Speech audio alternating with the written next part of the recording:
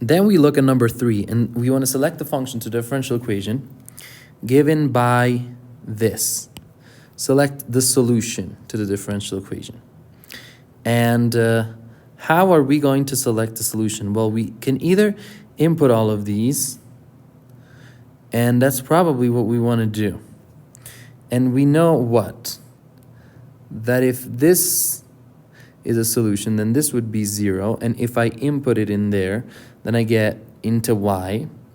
I get 20 times negative 6 over 5 equals 24. And so that would be 1, and this would be 4. And so it would be negative 24 equals to 24, which is not true. So we can cancel this one right here. Now we can do a similar process for all the other ones. And what we can say is, okay, well, what about e to the negative 20?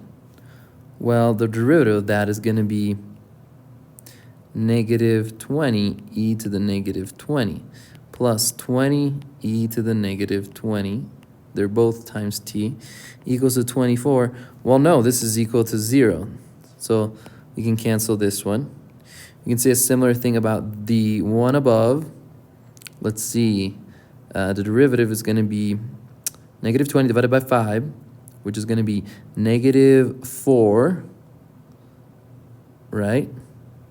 Negative 4 times 6 e to the negative 20t plus 20 e to the negative 20t. That should be equal to 24. However, this would be negative 24, and so we'd get negative 4 e to the negative 20t, which is not correct. So we cannot do this one. So I really hope the first one is right. Well, let's see. If I have a 6 over 5 minus whatever the derivative was, which was 4 times 6 e to the negative 20t. This one actually is not here because the derivative of a constant is 0, plus 20, but it's going to be here. So I'm going to put 20 divided by 5, so that's going to be 4 times 6 minus 4 times 6 e to the negative 20t.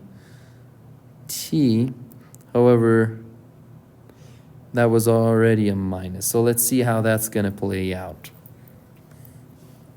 We want this to be equal to 24. And if only these had opposite signs, then it would equal to 24. So I'm guessing perhaps I did something wrong with the math here. The first time we take a derivative, that's going to be negative, and so this derivative is going to be negative. And then here we have the derivative of this is going to be positive because there was already a negative in front. So these two would cancel out, which would make this true, and it would make this the right answer.